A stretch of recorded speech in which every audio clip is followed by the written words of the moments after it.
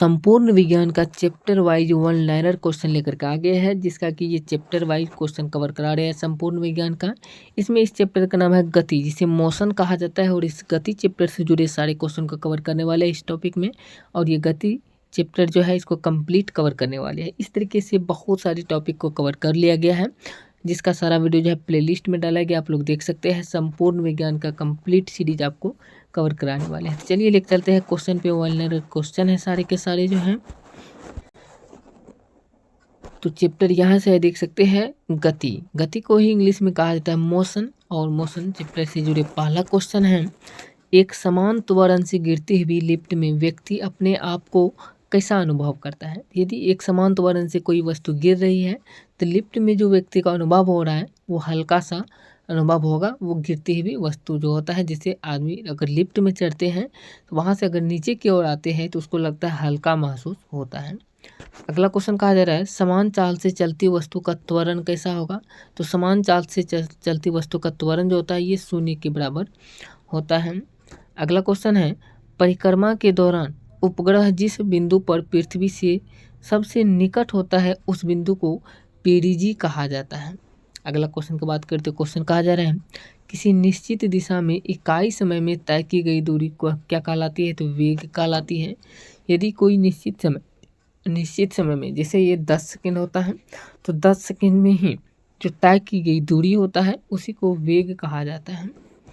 अगला क्वेश्चन की बात करें तो क्वेश्चन कहा जा रहा है, यहाँ पे देख सकते हैं, क्वेश्चन कहा जा रहा है, किस नियम के अनुसार प्रत्येक ग्रह सूर्य के चारों ओर दीर्घ वृत्ताकार कक्षा में परिक्रमा करता है तथा सूर्य की ग्रह की कक्षा के एक फोकस बिंदु पर स्थित होता है।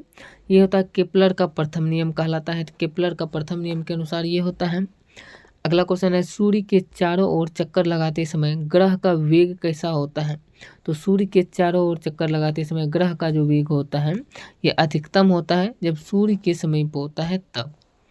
अगला क्वेश्चन की बात करते, क्वेश्चन कहा जा रहा है, सूर्य से अधिक दूरी पर स्थित ग्रह का परिक्रमण काल कैसा होता है। तो सूर्य से अधिक दूरी पर स्थित ग्रह का परिक्रमण काल जो होता है ये अधिक होता है। और अगला क्वेश्चन है, सूर्य के निकट पर स्थित ग्रह का परिक्रमण काल कम होता है।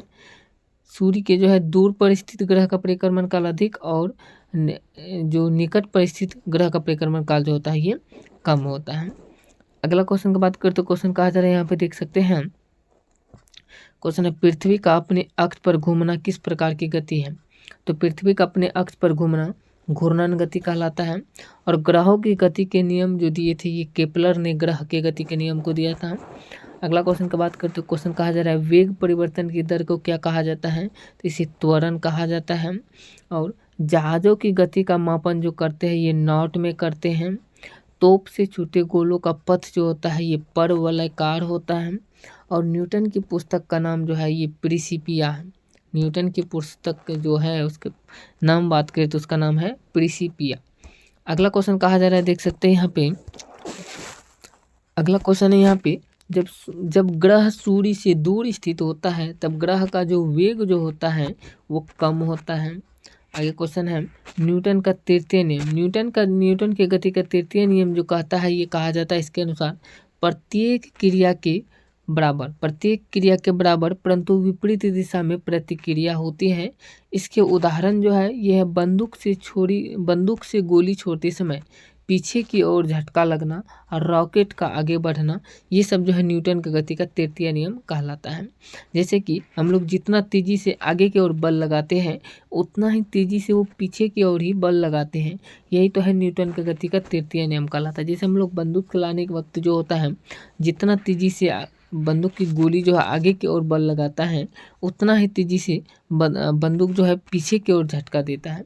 इसी को गति को कहा जाता है गति का तृतीय नियम, न्यूटन के गति का तीसरा नियम जो है। अगला क्वेश्चन है, पृथ्वी पर पलायन वेग का मान कितना होता है। तो पृथ्वी पर पलायन वेग का जो मान होता है ये 11.2 किलोमीटर प्रति सेकेंड होता है। आगे बात करते, आगे देख सकते हैं, आगे कहा जा रहा है यहाँ पे कि 25 ग्राम के पिंड के लिए पृथ्वी से पलायन करने का वेग जो होगा ये 11.2 किलोमीटर प्रति सेकेंड होगा। आगे देख सकते हैं, अगला क्वेश्चन की बात करें तो क्वेश्चन कहा जा रहा है, 40 ग्राम के पिंड 40 ग्राम के पिंड के लिए पृथ्वी से पलायन करने का वेग जो होता है ये 11.2 किलोमीटर प्रति सेकेंड होता है। और अगला क्वेश्चन है, किस बल के बिना वस्तु या कण की वृत्ताकार पथ पर गति संभव नहीं है? या अभिकेंद्रिक बल के जो है बिना संभव नहीं है, अभिकेंद्री बल के बिना ये संभव नहीं है। अगला क्वेश्चन है कि अभिकेंद्री बल के उदाहरण क्या है? अभिकेंद्री बल जो होता है इसका उदाहरण क्या है, कौन कौन से हैं? तो पृथ्वी का सूर्य के चारों ओर चक्कर लगाना यह अभिकेंद्रीय बल का उदाहरण है। और इलेक्ट्रॉन का नाभिक के चारों ओर घूमना अभिकेंद्रीय बल का उदाहरण है। और चौराहे पर मुड़ते समय साइकिल सवार का झुक जाना ये अभिकेंद्रीय बल का ही उदाहरण कहलाता है। अगला क्वेश्चन की बात करें तो क्वेश्चन कहा जा रहा है, यहाँ पे देख सकते हैं। तो क्वेश्चन है कि अभिकेंद्री बल के उदाहरण कौन सा है? अभिकेंद्री बल के उदाहरण की बात करें तो यहाँ पाया जाता है कपड़ा सुखाने की मशीन अभिकेंद्री बल का उदाहरण है। दूध से मक्खन निकालने की मशीन अभिकेंद्री बल का उदाहरण है। ड्राई क्लीनर और सर्कस में मौत के कुएं ये सारे जो अभिकेंद्रीय बल के ही उदाहरण हैं। अगला क्वेश्चन है, प्रेक्षेपीय गति के उदाहरण कौन कौन से हैं? तो प्रेक्षेपीय गति के उदाहरण प्रोजेक्शियल मोशन के उदाहरण जो होता है ये होता है तोप से छूटे गोली की गति, ईंधन समाप्त हो जाने के बाद रॉकेट की गति, हवाई जहाज से गिराए गए बम की गति, छत पर खड़े होकर क्षैतिज दिशा में फेंकी गई गेंद की गति, बल्ले द्वारा टकराई गई गेंद की गति इत्यादि। ये सब जो गति होता है ये प्रक्षेप्य गति के उदाहरण कहलाते हैं। आगे बात करें तो घूर्णन गति के उदाहरण कौन कौन से हैं? घूर्णन गति के उदाहरण की बात करें तो जो घूर्णन गति जो होता है इसका उदाहरण में जो आ जाएगा, घूर्णन गति में पृथ्वी का अपने अक्ष पर घूमना, लट्टू का नाचना, पंखे की ब्लेडों की गति इत्यादि ये सब जो होता है ये घूर्णन गति के उदाहरण कहलाता है, घूर्णन गति। अगला क्वेश्चन है, यदि हम एक गेंद को छत से नीचे गिराए तथा ठीक उसी समय एक दूसरी गेंद को क्षैतिज दिशा में फेंके तो दोनों गेंदें पृथ्वी पर अलग अलग स्थानों पर परंतु एक साथ पहुंचेगी। ये जो होता है ये पहुंचेगी। अगला क्वेश्चन है, तोप से छूटे गोलों का गमन पथ तो परवलयाकार होगा परंतु बहुत दूर तक मार करने वाली मिसाइलों का गमन पथ परवलयाकार नहीं होगा। अगला क्वेश्चन है यहाँ पे, ये पिंड का अधिकतम प्रास प्राप्त करने के लिए पिंड को 45 डिग्री पर प्रक्षेपित किया जाना चाहिए। और आगे बात करें तो अगला पॉइंट है, यदि कोई पिंड ठीक पृथ्वी तल के बजाय तल से कुछ ऊपर उठाकर फेंका जाए तब पृथ्वी पर अधिकतम प्रास प्राप्त करने के लिए उसे जो है 45 डिग्री से कुछ छोटे कोण पर फेंकना चाहिए। जैसे भाला फेंक, चक्का फेंक में खिलाड़ी अधिकतम प्रास के लिए प्रक्षेप्य को क्षैतिज दिशा से 45 डिग्री कुछ छोटे कोण पर फेंकते हैं।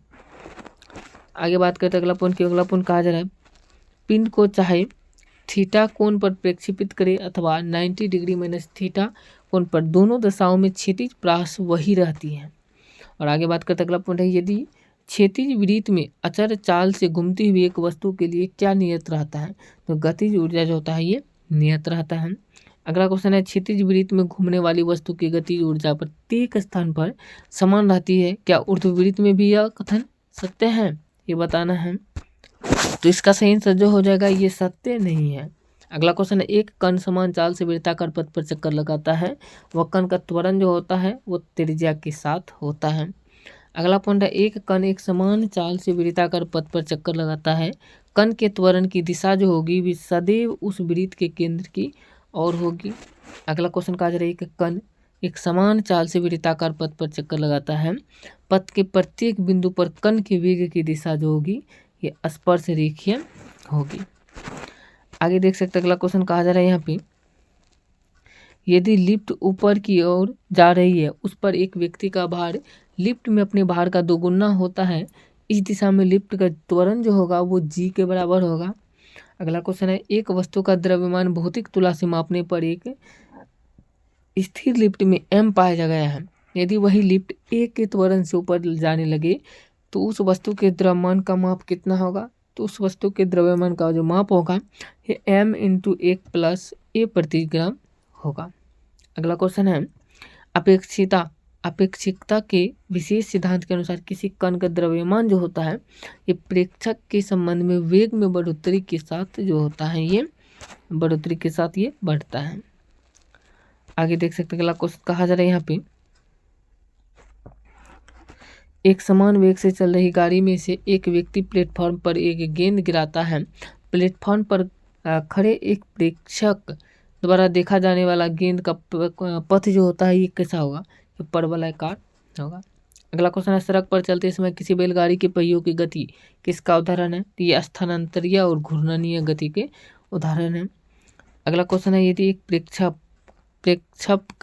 का क्षैतिज परासूस की अधिकतम ऊंचाई का 4 गुना है तो प्रेक्षेपण का कोण जो होगा ये 45 डिग्री होगा। दोस्तों इस वीडियो में इतना क्वेश्चन कवर किए। नेक्स्ट वीडियो में बताने वाले हैं बल, जिसे फोर्स कहा जाता है। बल क्या है, इससे जुड़े सारे क्वेश्चन कवर करने वाले हैं। ये वीडियो कैसा लगा आप लोग कमेंट करके बताइए। अगर अच्छा लगा तो वीडियो को लाइक कीजिए। ऐसे वीडियो देखने के लिए चैनल को सब्सक्राइब कर लीजिए। मिलते हैं नेक्स्ट वीडियो में। जय हिंद।